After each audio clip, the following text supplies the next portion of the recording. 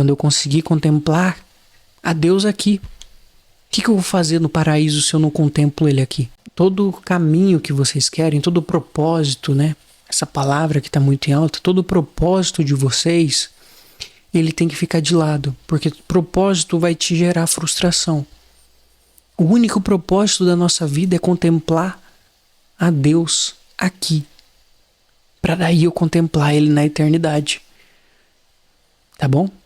Quero que vocês coloquem isso nessa quaresma, coloquem essa intenção, coloquem esse propósito. Esse é o único propósito da vida. O resto são planos de Deus. E aí a sua frustração ela vai diminuindo, pouco a pouco, até vocês serem felizes plenamente. Porque quem entende isso, entende a perfeição divina. Tudo bem? Espero que vocês tenham gostado. Até a próxima e tchau.